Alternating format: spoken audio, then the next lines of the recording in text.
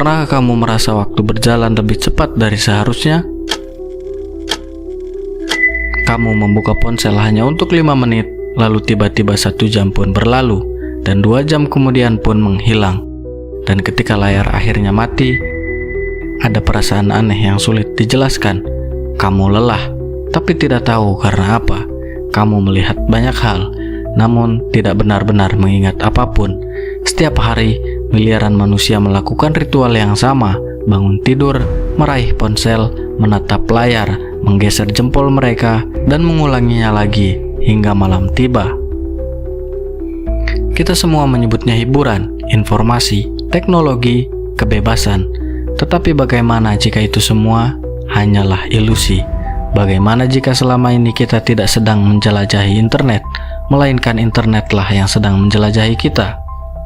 Karena setiap sentuhan layar meninggalkan jejak, setiap video yang kita tonton, setiap komentar yang kita baca, setiap detik ketika mata kita berhenti pada sebuah gambar, semuanya direkam, dipelajari, dianalisis, bukan oleh manusia, melainkan oleh sistem yang tidak pernah tidur, sistem yang diam-diam membangun versi digital diri kita, versi yang mungkin mengenal kita lebih baik daripada kita mengenal diri sendiri.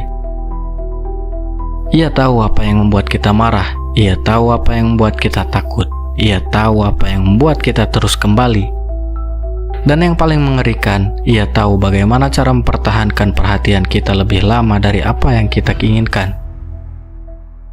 Selamat datang di dunia modern, sebuah tempat di mana manusia percaya dirinya bebas, padahal mungkin kita hanya penghuni penjara yang jerujinya tidak terlihat, dan penjara itu bernama algoritma.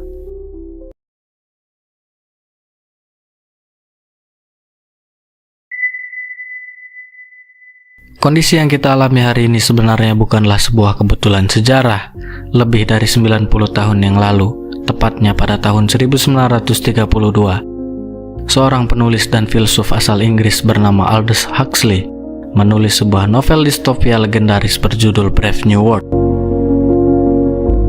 Pada masa itu, dunia lebih takut pada ramalan George Orwell pada bukunya yang membayangkan bahwa masa depan manusia akan dikontrol oleh pemerintahan diktator yang kejam melalui spionase, kawat berduri, ketakutan, rasa sakit, dan pelarangan buku secara paksa. Namun, Huxley melihat sesuatu yang jauh lebih mengerikan, sesuatu yang hari ini telah menjelma menjadi realitas kita sehari-hari.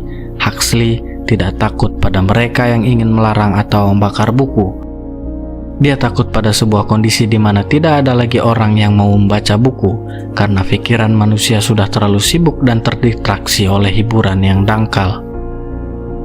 Huxley tidak takut kita akan dikontrol melalui rasa sakit atau ancaman penjara. Dia takut kita akan dikontrol melalui rasa senang yang semu, kenyamanan instan, dan kepuasan-kepuasan pendek yang mematikan logika.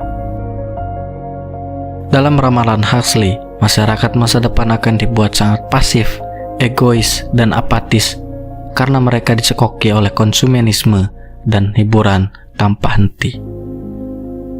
Mereka tidak perlu dipaksa dengan moncong senjata untuk patuh. Mereka akan dengan sangat sukarela menyerahkan kebebasan berpikir mereka demi kenyamanan dan kesenangan yang disuapkan setiap detik. Hari ini, ramalan abad lalu itu telah menjadi kenyataan di tangan kita. Masalahnya bukan lagi karena informasi terlalu sedikit. Masalahnya adalah informasi sudah terlalu banyak. Setiap menit, lebih dari 500 jam video baru diunggah ke YouTube. Berita, hiburan, politik, konflik, horor, drama, dan jutaan opini yang saling bertabrakan. Dan itu baru satu platform, belum Instagram, Facebook, Twitter, TikTok. Setiap detik, lautan informasi baru terus dilahirkan dalam jumlah yang bahkan tidak mampu diproses oleh otak manusia. Kita hidup di era di mana informasi tidak lagi mengalir. Informasi meledak, membanjiri pikiran kita dari segala arah, menenggelamkan hal-hal penting di bawah gunungan konten yang tidak pernah berhenti bertambah. Ironisnya, semakin banyak informasi yang kita konsumsi, semakin sulit kita memahami dunia secara utuh. Ia mewujud dalam bentuk algoritma media sosial. Kita tidak lagi dilarang untuk mencari kebenaran, tetapi kita dibanjiri oleh jutaan video pendek, komedi tanpa substansi, dan drama perseteruan antara manusia, hingga kita tidak lagi punya hasrat atau energi untuk mencari apa yang benar-benar penting. Kita tidak sedang disiksa oleh penguasa, kita justru sedang memanjakan diri sendiri sampai mati di atas kasur, menatap layar, mengunyah informasi sampah yang disuapkan secara konsisten. Kita telah menjadi budak yang mencintai rantai pengikatnya sendiri.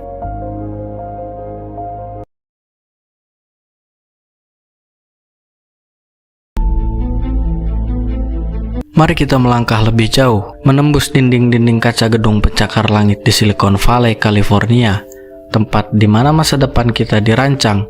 Di sana berkumpul manusia-manusia paling jenius di bumi. Mereka bukan sekadar ahli kode atau peretas komputer biasa. Mereka adalah psikolog perilaku, pakar saraf, dan sosiolog ulung yang disewa dengan gaji miliaran rupiah hanya untuk satu tugas: mencari tahu bagaimana cara meretas sistem dopamin di dalam otak manusia. Dopamin adalah zat kimia yang dilepaskan otak ketika kita sedang mengharapkan sebuah hadiah atau kejutan, dan para insinyur teknologi ini tahu persis bagaimana cara mengeksploitasinya. Ada sebuah pengakuan mengejutkan yang sempat bocor dari para mantan petinggi teknologi. Salah satunya adalah Tristan Harris, seorang mantan etikus desain Google. Dia mengungkapkan sebuah fakta pahit yang sengaja disembunyikan dari publik. Setiap kali kita membuka aplikasi di ponsel dan menarik layar ke bawah untuk memperbarui halaman, tindakan yang kita sebut full to refresh itu bukanlah sebuah fitur desain yang lahir tanpa sengaja. Itu dirancang dengan meniru persis mekanisme mesin judi slot di kasino Las Vegas. Ketika kita menarik layar tersebut, ada jeda kosong selama 1 atau 2 detik, di mana lingkaran kecil berputar di layar. Di detik itulah otak kita mengalami ketegangan psikologis yang tidak kita sadari. Apakah saya akan mendapat hadiah? Apakah ada orang yang menyukai foto saya? Apakah ada gosip baru? Apakah ada video viral baru? Ketika layar itu terbuka dan konten muncul, otak kita mendapatkan suntikan dopamin secara instan. Kita menang judi. Dan jika konten yang muncul ternyata membosankan, jari kita secara otomatis akan menariknya lagi, dan lagi. Kita telah diubah menjadi penjudi mental tanpa kita sadari. Yang lebih mengerikan, para pencipta teknologi ini sangat tahu betapa bahayanya racun yang mereka sebarkan ke seluruh dunia. Sejumlah tokoh teknologi justru membatasi penggunaan layar bagi anak-anak mereka sendiri. Mereka memahami bahwa teknologi yang dirancang untuk merebut perhatian manusia dapat mempengaruhi kebiasaan, fokus, dan cara anak-anak mereka memandang dunia. Itulah mengapa ada fakta ironis yang sering dibahas dalam berbagai laporan dan wawancara. Banyak tokoh teknologi membatasi penggunaan perangkat digital bagi anak-anak mereka sendiri, seperti Steve Jobs, sang pendiri Apple itu sendiri.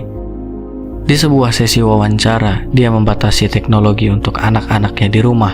Mereka memahami bahwa teknologi yang dirancang untuk merebut perhatian manusia dapat mempengaruhi kemampuan fokus dan perkembangan kebiasaan.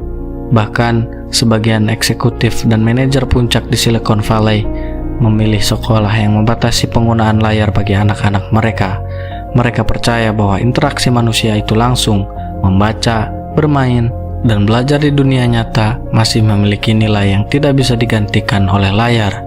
Sementara itu, di seluruh dunia, miliaran orang menghabiskan semakin banyak waktu menatap perangkat mereka, setiap hari, setiap jam, setiap menit. Dan perlahan-lahan kemampuan untuk fokus dalam waktu lama mulai memudar, kemampuan untuk duduk tenang tanpa gangguan mulai menghilang, dan kemampuan untuk berpikir mendalam mulai tergantikan oleh kebiasaan mengguli layar tanpa henti.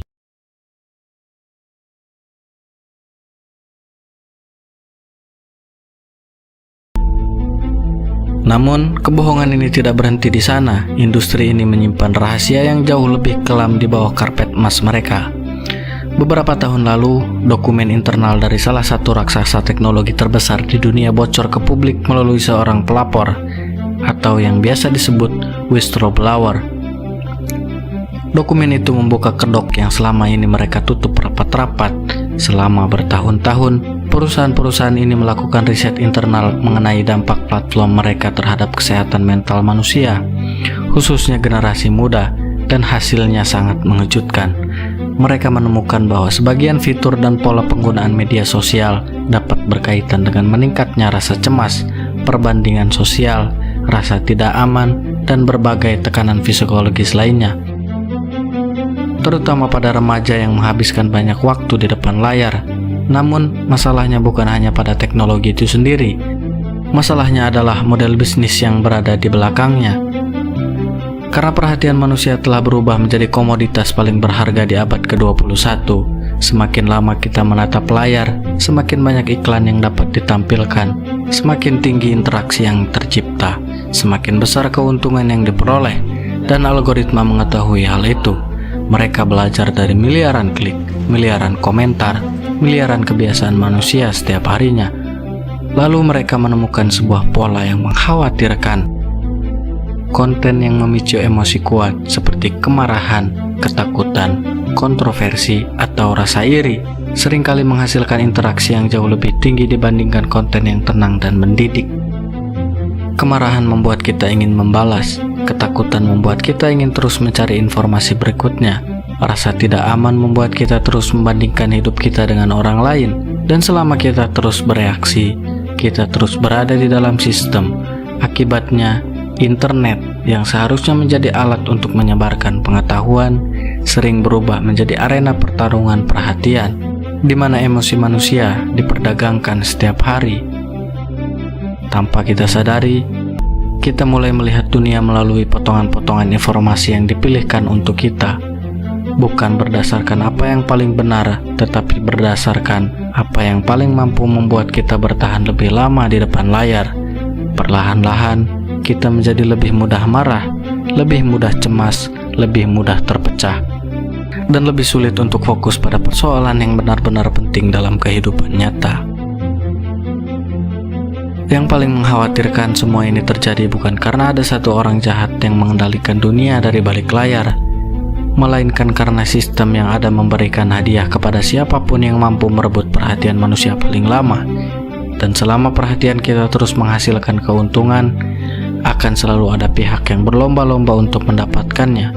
Apapun dampaknya terhadap kesehatan mental manusia, apapun dampaknya terhadap generasi berikutnya, karena dalam perlombaan ini, perhatian manusia telah menjadi tambang emas baru, dan sebagian dari kita bahkan tidak sadar bahwa kitalah produknya.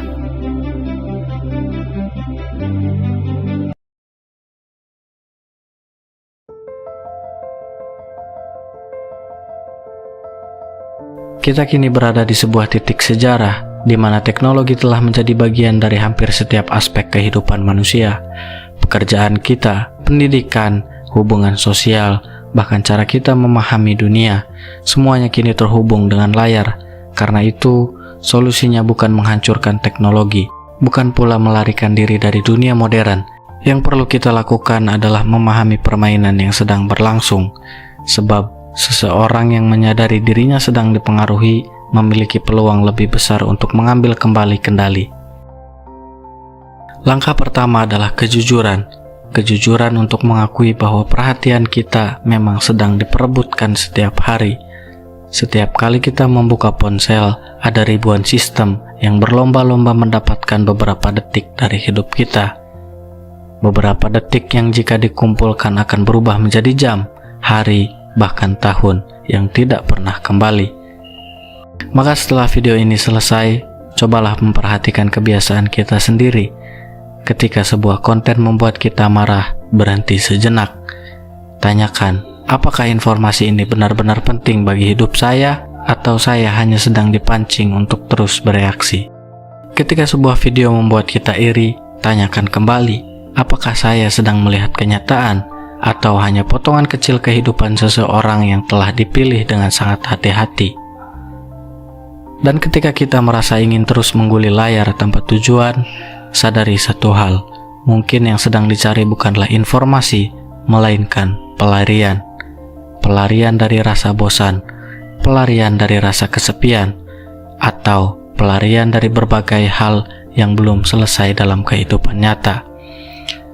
Kita perlu belajar menikmati keheningan lagi, belajar membaca tanpa tergesa-gesa, belajar berbicara dengan manusia nyata tanpa terganggu notifikasi, belajar berjalan tanpa harus memotret semuanya, dan belajar hidup tanpa terus-menerus menunggu validasi dari layar. Karena kemampuan fokus adalah salah satu kekuatan terbesar yang dimiliki manusia, dan kekuatan itu perlahan menjadi semakin langka. Algoritma memang sangat pintar, namun pada akhirnya ia hanyalah mesin. Ia tidak memiliki kehendak, ia hanya mengikuti pola yang kita berikan. Jika kita mulai mengubah pola hidup kita, maka sistem itu juga akan kehilangan sebagian kekuatannya.